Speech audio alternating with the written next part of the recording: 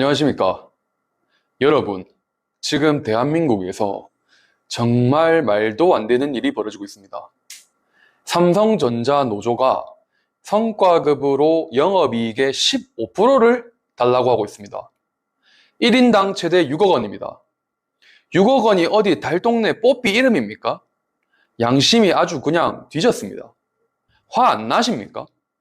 일반 국민은 200만 원, 300만 원 월급에 허리띠 졸라매고 사는데 한쪽에서는 성과급으로 6억을 달라고 하고 있어요. 그리고 안 주면 18일간 공장을 멈추겠다. 30조 손실이 나든 말든 내 알 바 아니다. 여러분, 이게 깡패가 아니면 뭐가 깡패입니까? 오늘 이 사건에 대해서 5가지로 나눠서 자세히 말씀드릴 겁니다. 특히 영상 마지막 부분에 충격적인 사실을 말씀드리겠습니다. 마지막 부분이 제일 중요하니 꼭 끝까지 시청하시기 바랍니다. 자, 시작하겠습니다. 첫 번째, 파업은 권리지만 상식선에서 해야 한다. 자, 쉽게 설명드리겠습니다. 노조가 파업할 수 있어요.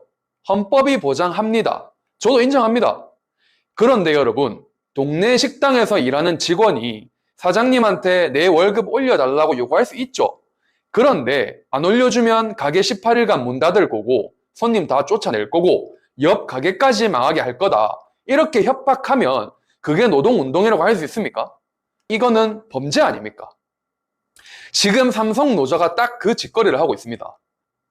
심지어 42,000명이 다가오는 5월 21일부터 6월 8일까지 18일간 총파업을 예고했어요. 창사 이래 최대 규모입니다.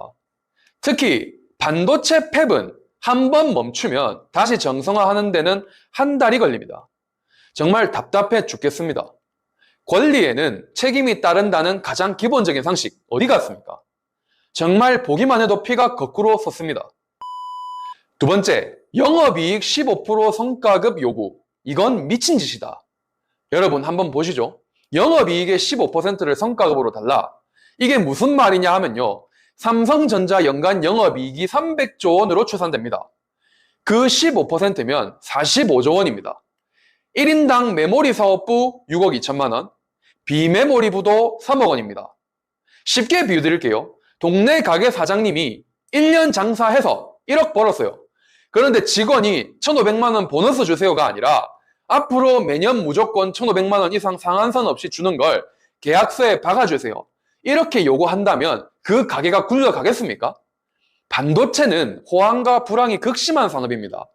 작년에 벌었다고 내년에도 번다는 보장이 없어요. 그런데 무조건 15% 고정, 상한선까지 없애라? 여러분 어떻게 생각하십니까? 이게 상식적인 요구입니까? 정말 황당하기 짝이 없습니다. 세 번째, 경영 주체도 아니면서 경영을 하려고 한다. 자, 여기서부터 정말 중요합니다. 회사의 영업이익을 어떻게 배분할지는 누가 결정합니까? 주주의 경영진입니다. 이게 자본주의의 기본 원리예요. 그런데 노조는 지금 뭘 하고 있습니까? 영업이익의 몇 퍼센트를 우리한테 줘라. 그리고 그걸 제도화해라.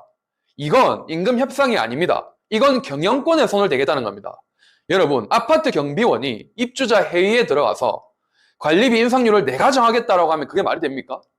그리고 제가 정말 묻고 싶은 게 있습니다. 노조가 그렇게 경영의 주체가 되고 싶다면 삼성이 어려워졌을 때 본인들도 책임을 질 겁니까? 회사 적자 나면 본인들 월급도 깎을 겁니다. 그 말이에요. 천만에요. 절대 안 하겠죠. 죽어도 안 하죠. 좋을 때는 이익의 15% 내놔라. 나쁠 때는 그건 회사 책임이다. 내 월급 건드리지 마라. 정말 건방지지 않습니까? 이건 노동조합이 아니라 사실상 또 하나의 경영진을 자처하는 겁니다. 이런 황당한 경우가 있습니까? 저는 없다고 봅니다. 네 번째, 파업할래, 성과급 줄래. 이거는 협박이자 깡패짓이다. 여러분, 노조의 으름장 들어보십시오. 조선일보 보도에 따르면 5월 파업 시 30조 손실이라고 노조가 으름장을 넣습니다. 무슨 뜻입니까? 너희들이 성과급 안 주면 회사 30조 날린다. 이게 노사 협상입니까? 이게 인질극입니까? 쉽게 말씀드리겠습니다. 옛날 동네 깡패가 가게 사장님 찾아와서 보호비 안 내면 가게 개박살 낼 거야. 이러는 거랑 뭐가 다릅니까? 차이가 없다는 거예요. 그리고 그 30조 손실은 누가 책임집니까? 회사? 아닙니다. 결국 주주, 협력업체, 그리고 국가 경제 전체가 떠안습니다. 자, 5번째 진실. 정부 45조 중재안도 거절했다. 양심이 아주 뒤졌다. 자, 더 놀라운 건 이겁니다. 정부가 중재안을 냈어요. 45조 원 규모입니다. 여러분, 일반 직장인으로서는 평생 만져볼 수도 없는 규모입니다. 그런데 노조는 그것마저 거절했어요. 15%를 제도화해서 못으로 박지 않으면 안 받겠다. 여러분, 어떻게 생각하십니까? 이거 미친 집단 아닙니까? 일반 중소기업 노동자들은 임금 동결, 명절 떡값도 못 받고 일하는 사람이 수백만 명입니다. 그런데 대기업 노조는 1인당 6억 원으로도 모자라서 그걸 제도화하라고 합니다. 후한무치 아닙니까? 양심이 있는 사람들입니까? 자, 그리고 마지막, 영상 끝까지 보신 여러분께만 알려드리는 충격적인 진실입니다. 핵심입니다. 잘 들으세요. 이 파업은 단순한 노사 문제가 아닙니다. 이건 국가 안보 문제입니다. 여러분, 지금 이 순간 어디서 가장 박수치며 환호하고 있는지 아십니까? 대만 TSMC입니다. 미국 인텔입니다. 일본 라피더스입니다. 왜요? 삼성이 18일간 멈추면 글로벌 반도체 시장에서 한국의 점유율을 자기들이 다 가져갈 수 있기 때문입니다. 여러분, 반도체 팹이 한번 셧다운되면 어떻게 되는지 아십니까?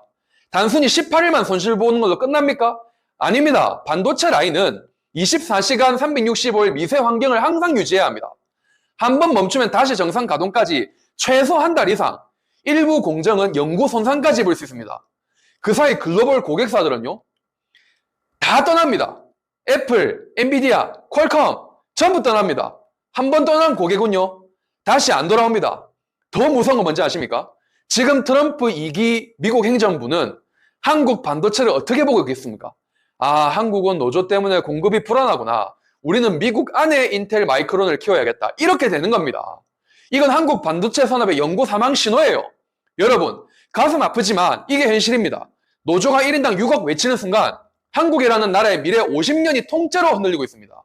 이건 임금 협상이 아니라 대한민국 경제 안보 자살 행위입니다. 자, 결론을 말씀드리겠습니다. 여러분, 저는 노조 자체를 부정하지 않습니다. 정당한 노동권은 지켜져야 합니다. 그러나 지금 삼성 노조는 선을 넘어도 한참 넘었습니다. 권리의 이름으로 깡패짓을, 협상의 이름으로 인질극을, 노동의 이름으로 국가 안보까지 흔들고 있어요. 자, 요약하겠습니다. 삼성 노조원들 양심이 뒤졌다. 저런 것들 때문에 나라가 휘청거린다. 이상 영상을 마치겠습니다. 감사합니다.